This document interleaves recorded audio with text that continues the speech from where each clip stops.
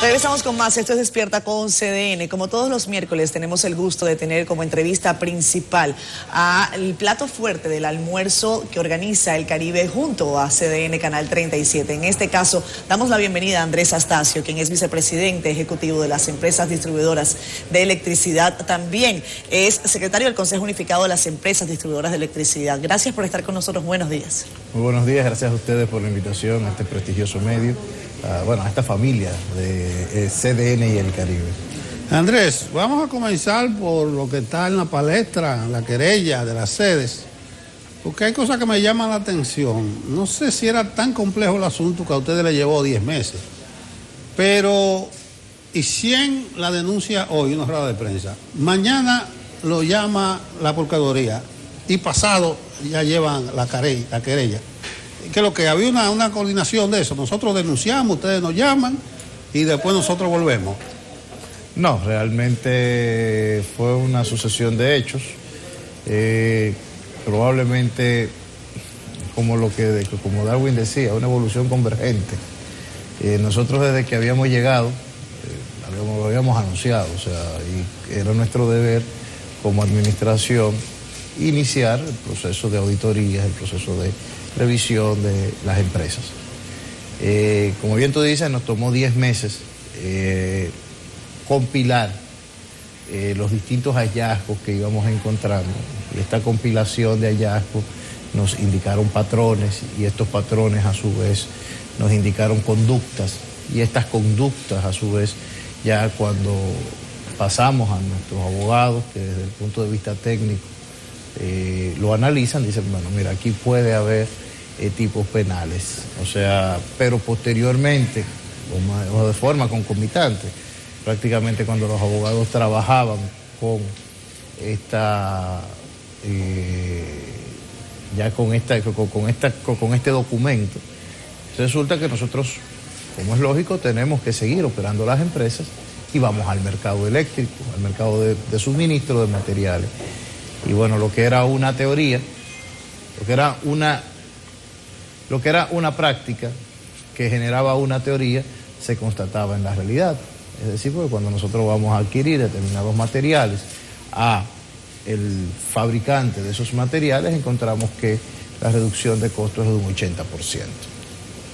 O sea, nosotros lo que hacemos es que sencillamente anunciamos al país esta reducción de costos, porque como parte de nuestra responsabilidad como administración, y ahí nos llama la Procuraduría General de la República, la cual entiendo que también estaba realizando una investigación, nos pide que aportemos las evidencias de lo que hemos encontrado y nosotros procedemos a aportarle y a depositar la formal querella con constitución en parte civil, buscando el único objetivo de que el Estado pueda recuperar y recibir el resarcimiento por el daño que a nuestro entender le ha sido causado. Bien, ¿cómo tú le llamas? Una coincidencia. Una convergencia evolutiva. Una convergencia evolutiva. Sí, es un término darwiniano. Anoten eso. Bueno, muchísimas gracias, Andrés, por estar con nosotros hoy miércoles. Hemos visto que la preocupación del presidente está muy centrada en todo el tema de subsidios, muchos gastos para no poner a la población a que pague muchos combustibles caros, comidas caras. Bueno, hizo ya toda una mesa de trabajo con varios sectores de la sociedad. Y vemos que los mayores subsidios están yendo en combustible y electricidad. ¿Qué está haciendo el Consejo para que el gobierno, para quitarle un poco de preocupación, porque van más de 16.000 millones en combustible y electricidad, cuando debió ser lo contrario? La electricidad debió tener ahora un mejoramiento. Bueno, mira, hay un detalle que tenemos que ver. Son 16.000, en el primer trimestre del año fueron unos 8.000 millones de pesos de subsidio al sector eléctrico. En el segundo trimestre probablemente será igual. Pero tenemos que tomar en cuenta dos cosas.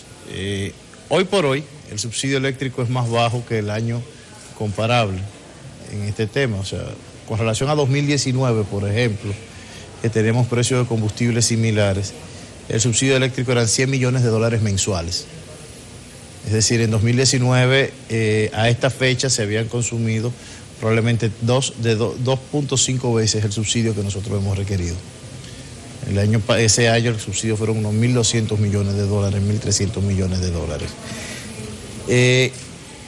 Recordemos también que el subsidio eléctrico no es solamente producto de las ineficiencias que tenemos las empresas distribuidoras, que las tenemos y que estamos trabajando en resolverlas, sino también que las tarifas eléctricas en República Dominicana están frisadas desde hace 10 años.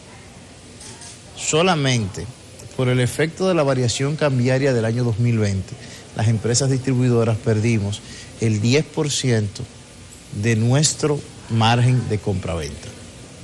Es decir, todos nuestros cobros se realizan en pesos dominicanos, todos nuestros gastos se pagan en dólares de los Estados Unidos. Por ende, si el tipo de cambio hizo que si yo cobraba el año pasado 100, este año cobro 90, lo que nos obliga a realizar un esfuerzo mayor. Por ejemplo, nosotros hemos incrementado de manera sustancial las cobranzas en casi un 4% con relación al año anterior. De igual manera, ya estamos empezando a ver un cambio en la tendencia de las pérdidas de energía. El año anterior, por poner un ejemplo, el mes puntual, el mes de mayo, las pérdidas de energía en mayo 2020 fueron 40.4% para las 3 distribuidoras. En el año 2021 las pérdidas de energía son 37% para las 3 distribuidoras.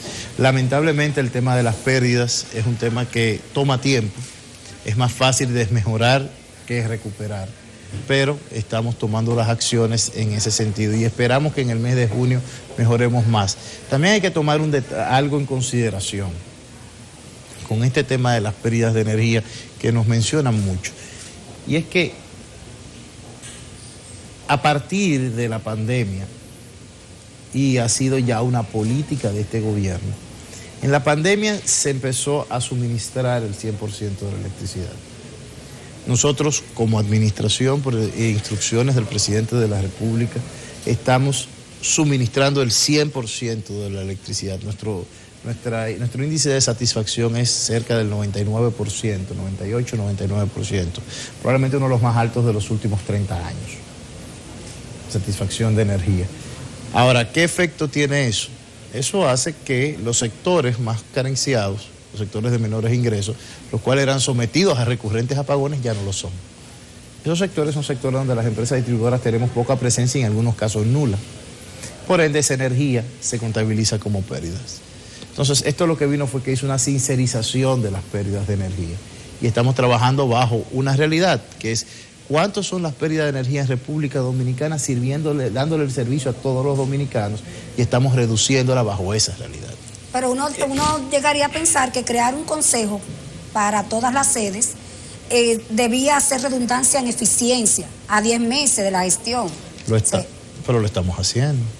Si le estoy diciendo que hemos reducido las pérdidas, pero por otro lado le estoy diciendo que hemos lanzado el primer proceso de compras consolidadas en la historia de nuestro país. Y en ese proceso de compras consolidadas hemos conseguido solamente para el componente de medidores inteligentes un ahorro de casi 19 millones de dólares, de unos 1.100 millones de pesos, solamente en una compra, solamente en un equipo. Por el otro lado, lo que hacemos en el Consejo muy similar fue lo que hacía ya en proceso de extinción CDE. A CDE costaba miles de millones de pesos a los dominicanos. El Consejo Unificado Comunidad Corporativa le cuesta 150 millones de pesos a las empresas distribuidoras. 150 millones de pesos que le costaban, que es menos que lo que les costaba a sus anteriores 3 consejos. Entonces tal vez estamos generando algunas eficiencias. Ahora, sí hay una realidad.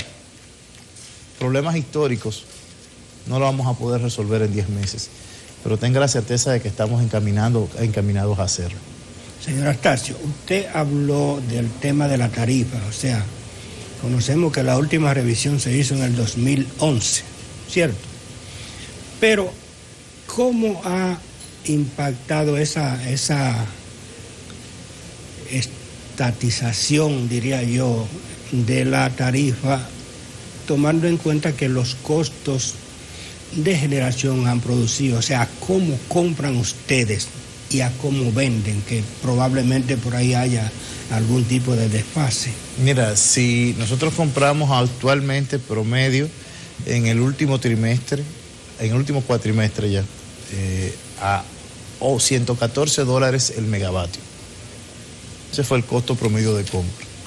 El costo promedio de venta... Pero para los televidentes sería mejor, o sea, estamos a 11 centavos de dólar, 11.4 centavos de dólar el kilovatio y lo vendemos alrededor de 13.8, 13.5 centavos de dólar el kilovatio.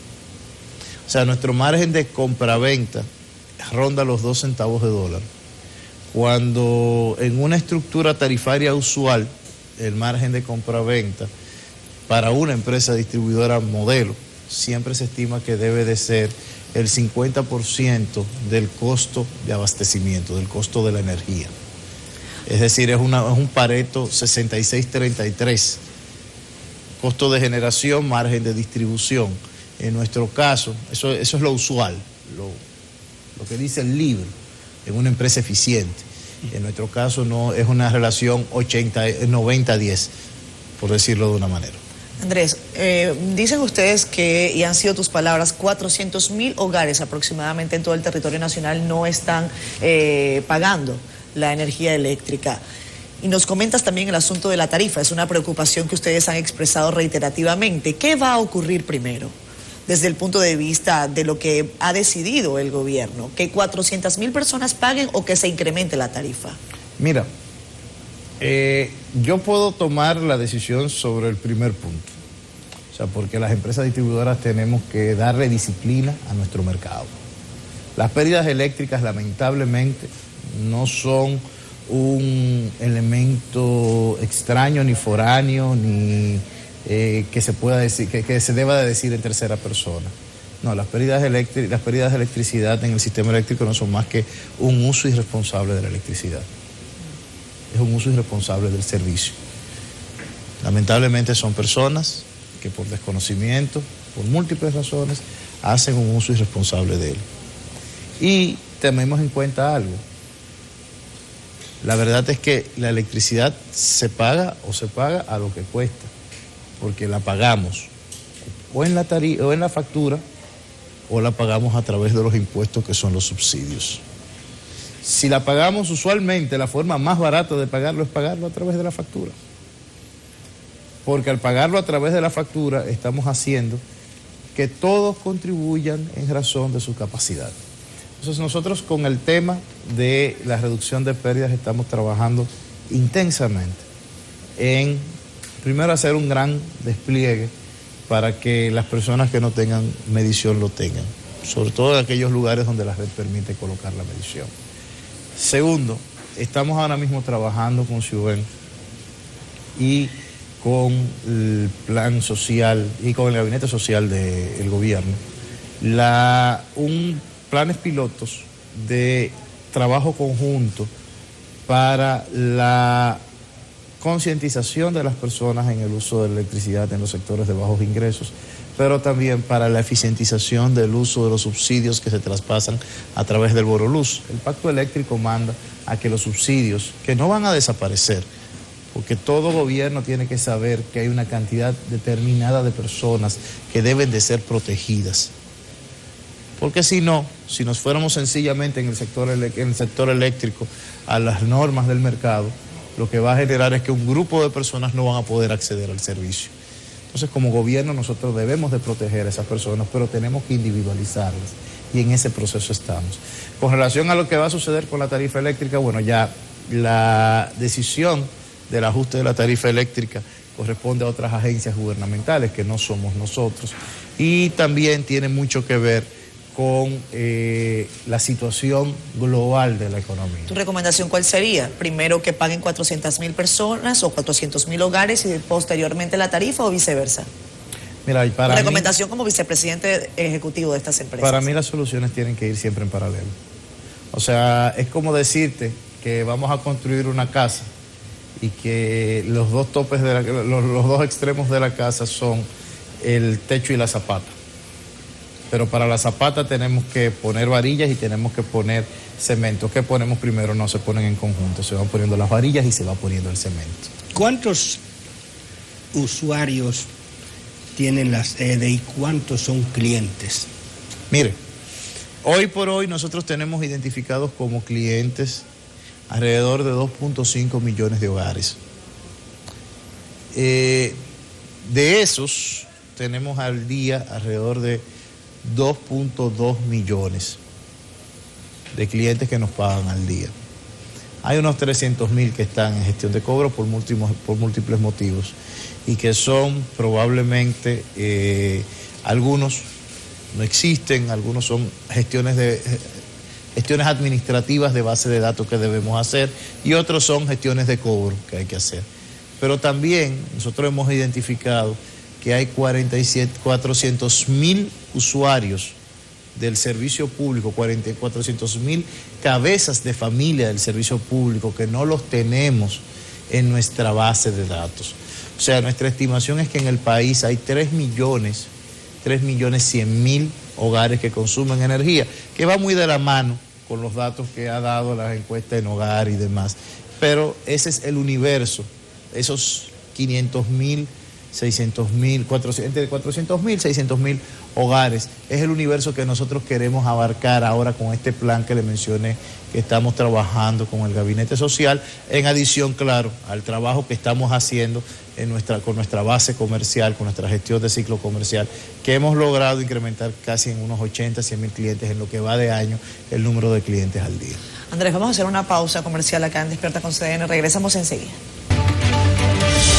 Andrés Astacio, en el almuerzo al Caribe CDN, nuestro invitado de hoy en esta mañana en Despierta. Andrés, dice Bichara que ustedes lo metieron en la querella para buscar sonido. Y él realmente publicó un comunicado muy convincente. Él dice que yo no tengo nada que ver con eso. Los administradores de la AES son nombrados por decreto. Yo no hago licitaciones. Hay un proyecto ahí, pero que están los organismos internacionales que tienen su comité. Yo no busco nada, dice Bichara. ¿Y cómo cae Bichara entonces en la querella? Mira, todas las personas que el Estado Dominicano incluyó en esa querella son las personas a las cuales se indican las pruebas que fueron depositadas. Nunca iniciar un proceso penal es agradable para nadie, ni siquiera para la víctima. El primero que es desagradable para la víctima. Ahora bien, ¿qué es la condición en la cual actúa el Estado en este caso? Yo, por una cuestión ética y por una cuestión de respeto a todas las garantías que establece la Constitución de la República, el Código Procesal, así como por el respeto a la institucionalidad, no me refiero particularmente a nadie, más allá de lo que se depositó. Si una persona, él y cualquier otra persona que está señalado en la querella, que está señalado básicamente por, como les repito, por las evidencias que revelan los 395 piezas depositadas ante el Ministerio Público, entiende que no tiene responsabilidad, tiene todo el derecho de defenderse, tiene todo el derecho de aclarar su situación ante el Ministerio Público. Recordemos que el depósito de una querella es simplemente el inicio de un proceso de investigación a cargo del Ministerio Público, que es quien dirige la acción pública, no es el gobierno dominicano. El gobierno dominicano simplemente ha detectado que ha sido víctima de una situación de desfalco y los documentos que sustentan esa investigación señalan a unas personas. Ya su derecho de defensa es un derecho fundamental que les desde el principio ustedes lo hicieron público. No, nosotros... O sea, cuando hicieron las ruedas de prensa, ustedes mencionaron todos los nombres. No, si usted se fija en las ruedas de prensa, al menos la que yo hice, yo no mencioné el nombre de nadie. No, la que hicieron conjunto, todo. ¿Quién es conjunto? Cuando se anunció que que el fraude, no fui de tú solo que lo hiciste. No. Cuando se anunció el fraude, lo único que nosotros mencionamos fueron las personas señaladas en la querella, más nada. O sea, ahora bien, vuelvo y les repito, esas personas están revestidas de un sinnúmero de garantías que le da la Constitución de la República, de las cuales nosotros somos absolutamente respetuosos. Y más allá de los hechos indicados en la querella, mediante la cual el gobierno busca un resarcimiento por el desfalco del que fue víctima, nosotros sencillamente, y bueno, y las demás pruebas que puedan ir aportándose, porque debemos recordar, esto es una investigación que está en proceso. No, está bien, yo te entiendo, pero ya el Tribunal Callejero dictó sentencia, porque eso se lanzó al debate público, la querella. Pero, ¿cómo darle chance a Albanel? Bueno, Andrés, ¿se le debe dinero a las generadoras? En este momento estamos dentro del esquema de pago comercial. Es decir, no tenemos facturas vencidas con ninguna de las generadoras. ¿Y las deudas anteriores? Las pagamos todas. Bueno, estamos al día con las generadoras. Sí. Fíjese que hace mucho que no encontramos un comunicado de la ADIE diciendo que tenemos tantos meses de atraso. De hecho, hace como 10 meses que no sucede. Qué bueno. Otra pregunta bien breve. Yo escucho que hay un diagnóstico excelente en el tema del sector eléctrico. Ya tú lo has explicado durante todas las preguntas. Pero hay un plan para que se deje de subsidiar el sector, para que sea de una vez y por todas eficiente. ¿Y cómo va el proceso de unificación ya de todo el sector, que era lo que se estaba esperando para dar respuesta a la ley? Mira, sí hay un plan. Es un plan ambicioso de inversión que nosotros, tengo que reconocer, había sido preparado por las autoridades anteriores.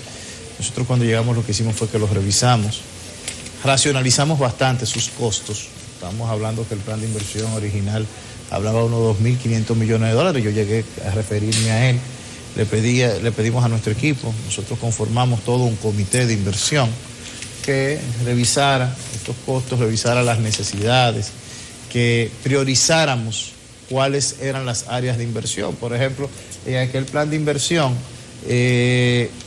la subestación más crítica que tenemos, que es la subestación de Villamella, la subestación más crítica a nivel nacional, porque es la subestación que sirve a el cuarto municipio del país, que es Santo Domingo Norte. Y está en un estado deplorable. Y todos sus circuitos están en un estado deplorable. Lo más crítico no estaba debidamente priorizado. Entonces, nosotros lo que hicimos fue un reenfoque, priorizando subestaciones. Evidentemente, la que mayor cantidad de subestaciones tiene a ser intervenidas es EDESTE. En EDESTE vamos a intervenir prácticamente 15 subestaciones, otras 6 en el área de EDE Sur, otras 5 en el área de EDE Norte. Entonces, al hacer esta priorización, bajo 2 criterios, bajo la capacidad de prestar el servicio, capacidad de expansión, y segundo, de mejora de comercialización, hemos conseguido racionalizar este plan. El plan nos va a costar unos 1.400, me parece que unos 1.400 millones de dólares, incluiría toda la intervención en un lapso de tiempo de unos 7 años. Con ese plan, que a su vez implica la intervención comercial en los sectores de bajos ingresos y lograr establecer una modalidad de comercialización prepaga, no solamente para los sectores de bajos ingresos, sino para cualquier cliente que así lo quiera, nosotros vamos a poder individualizar los subsidios. Es imposible, y el pacto eléctrico lo contempla, como les mencioné, que nosotros pensemos que el Estado nunca va a llevar los subsidios a cero. Es imposible. Tenemos que ser sinceros con nosotros mismos, porque esto tiene que ver mucho con la capacidad contributiva que tiene una parte de nuestra población, y esperamos que en pocos años todos los dominicanos tengamos la capacidad contributiva para pagar el costo de la energía, lo que cuesta. Ahora, sabemos que eso no va a ocurrir mañana, no va a ocurrir pasado, no es algo que ocurre por arte de magia. Entonces, en ese interludio sí el Estado va a subsidiar, pero nuestra meta es que una vez terminado este plazo, este proyecto, este plan de inversión, podamos individualizar quién es la persona que requiere el auxilio del Estado. y que a esa persona el Estado le pague el subsidio a través de la tarjeta Supérate. Y que con esa misma tarjeta esa persona vaya y compre, cargue los 50, 100 kilovatios que le subsidia el Estado. Ese es el plan que tenemos y estamos trabajando en ello, como le comenté. Ya empezamos con el primer plan piloto. Y segundo, en las zonas que no van a ser intervenidas por este plan, lo que corresponde como empresa a nosotros es darle disciplina a nuestro mercado. Señor Astacio, a mí me queda una inquietud en el tema de los costos y la parte operativa. O sea, ¿hay alguna diferencia entre el costo de la energía del mercado de contrato y el mercado spot? Sí, hay una diferencia y sustancial. Nosotros ahora mismo compramos energía, nuestro precio medio de compra es 11.4 centavos de dólar, 11.5, variará de mes en mes, evidentemente, pero el mercado spot está transando por el orden de los 7 centavos de dólar. ¿Cuáles son los elementos que establecen una gran diferencia? Primero, está el tema de las energías renovables, las energías de fuentes renovables que en el mercado spot transan a cero. Nosotros tenemos que contratarlas a un precio que les permita a ellos recuperar la inversión realizada. Una generadora fotovoltaica o eólica, de cara al mercado, su costo es cero. De cara a nosotros le vamos a comprar entre 9 y 11 centavos el kilovatio. Ahora mismo la Comisión Nacional de Energía ha hecho un análisis bastante completo y bastante enjundioso de los costos de generación en las distintas zonas del país, que promete que las nuevas tecnologías, las nuevas plantas de generación renovable que vamos a contratar sean a un costo más bajo. Andrés, ¿y qué pasa con Punta Catalina? ¿Cuál es el precio que están comprando en este momento? Mira, Punta Catalina nos está vendiendo a nosotros a un precio económico rondando los 10 centavos de dólar, 10.5 centavos. Pero lo vendía antes a 8.25 aproximadamente. ¿Qué ocurrió? No, mira, lo que pasa es que Punta Catalina entró en operación comercial a finales del año pasado. Y esto es algo muy técnico del sistema. Cuando una planta no está en operación comercial, no participa del pago de disponibilidad o de la famosa, que la gente conoce mucho como la potencia. Automáticamente entra en disponibilidad comercial, entonces sí, el pastel de la potencia se reparte, es parte de ese pastel que por demás crece año por año, porque la potencia no es más que el requerimiento que las empresas distribuidoras tuvimos el año anterior. Para que tengamos una idea, no hemos llegado al pico, al día más caliente del año o al día de más consumo del año, y ya estamos superando el pico del año pasado, porque este año se antoja mucho más caluroso que el 2020, y por la misma apertura de la economía, más dinámica, tener una economía un poco más dinámica también va a implicar un mayor consumo. ¿Pero está cumpliendo o no la promesa Punta Catalina de reducir el valor de lo que será el kilovatio para el gobierno dominicano? ¿Cumple en este momento la promesa o no? Mira, Punta Catalina vende electricidad al precio que vendería una planta de carbón y bajo los costos de amortización que tiene. Tal vez ahí hubo una aquí hay un problema de base. Primero, una mala decisión de instalar carbón en el siglo XXI. Y segundo, una mala publicidad de decir que la simple instalación de una planta eléctrica iba a solucionar un problema histórico. La instalación de centrales eléctricas en los mercados energéticos es nuestro día a día.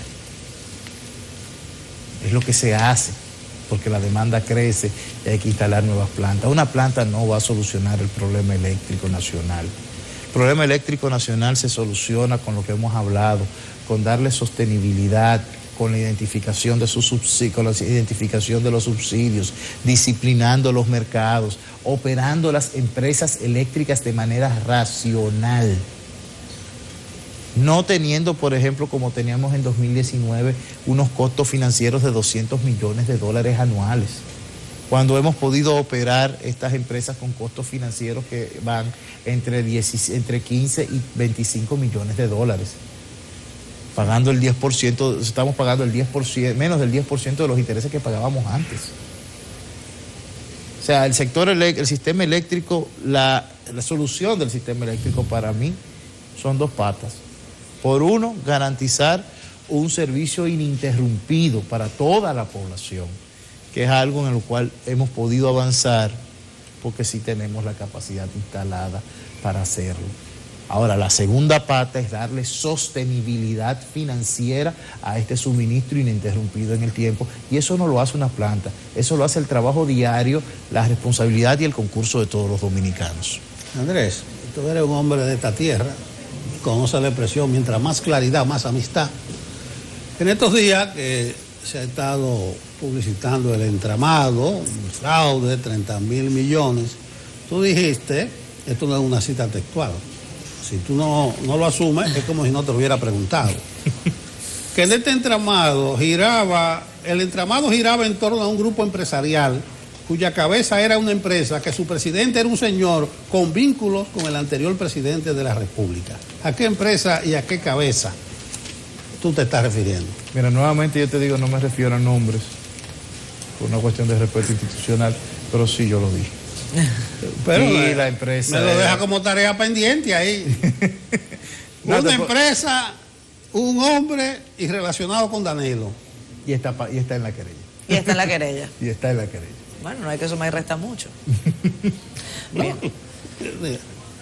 Ni modo. El tiempo se nos ha acabado, lamentablemente, en esta entrevista especial del Caribe y CDN. Se nos quedan algunas preguntas para Andrés Astacio. Le agradecemos enormemente que nos haya brindado parte de su tiempo. Nosotros tenemos que irnos a la pausa comercial y regresamos enseguida. Esto es Despierta con CDN.